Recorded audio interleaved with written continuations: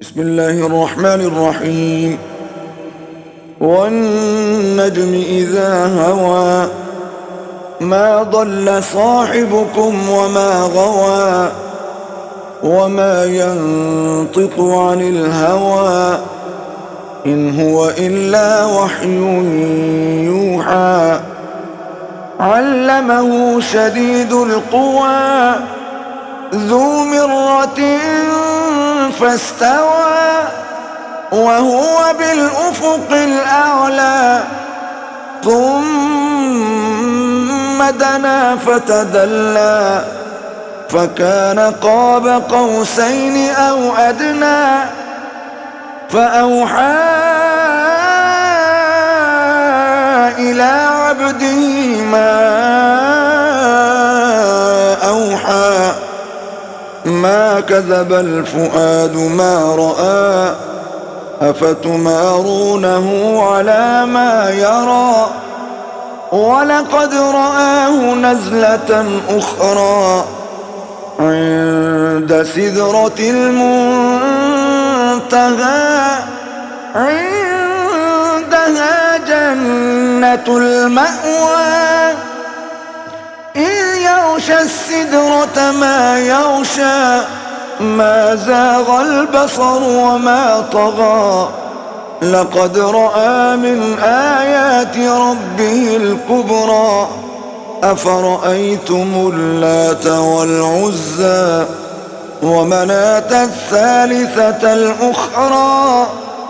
ألكم الذكر وله الأنثى تلك إذا قسمة ضيزى إن هي إلا أسماء سميتموها أنتم وآباؤكم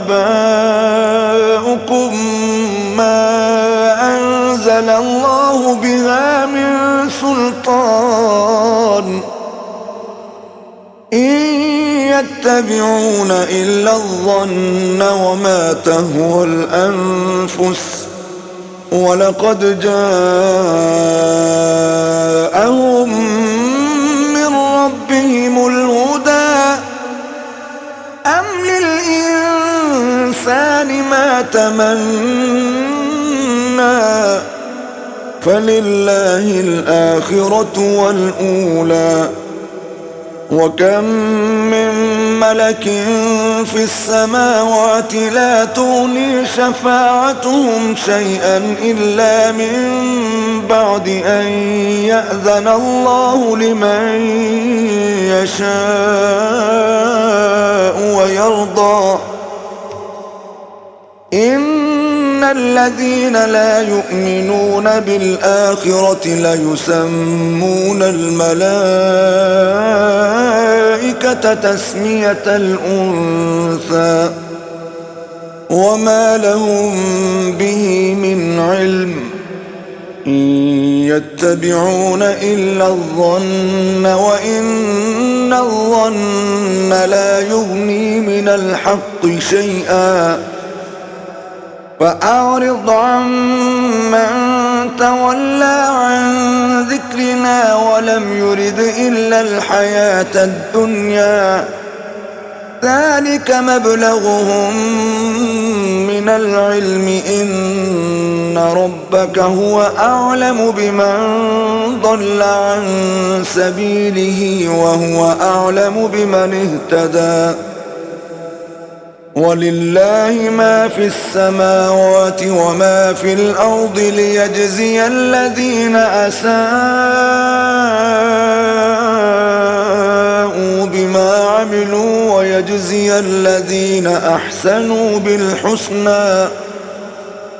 الذين يجتنبون كبائر الإثم والفواحش إلا اللمم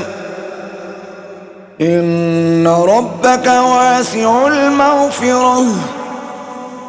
هو أعلم بكم إذ أنشأكم من الأرض وإذ أنتم أجنة في بطون أمهاتكم فلا تزكوا أنفسكم هو أعلم بمن اتقى أفرأيت الذي تولى وأعطى قليلا وأكدى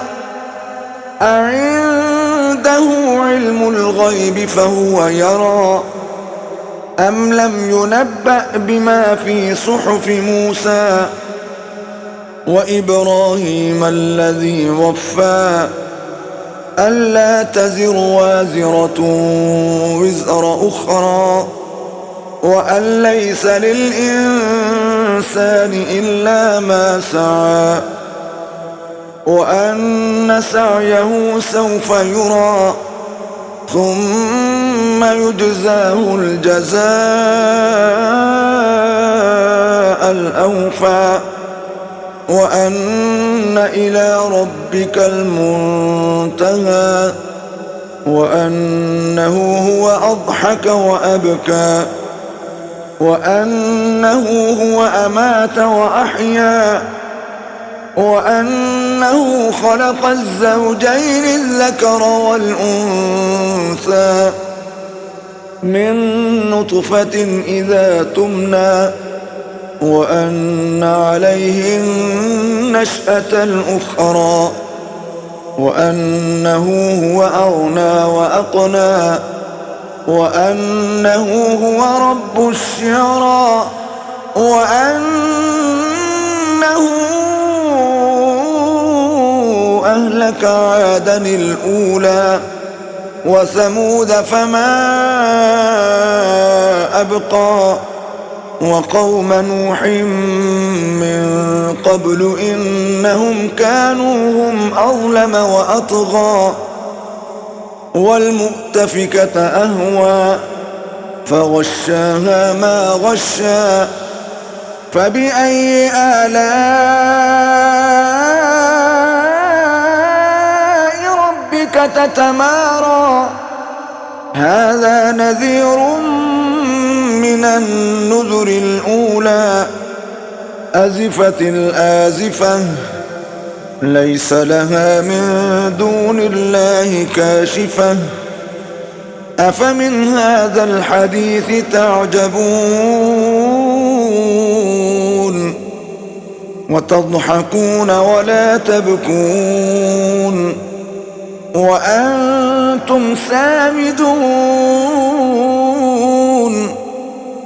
فاسجدوا لله واعبدوا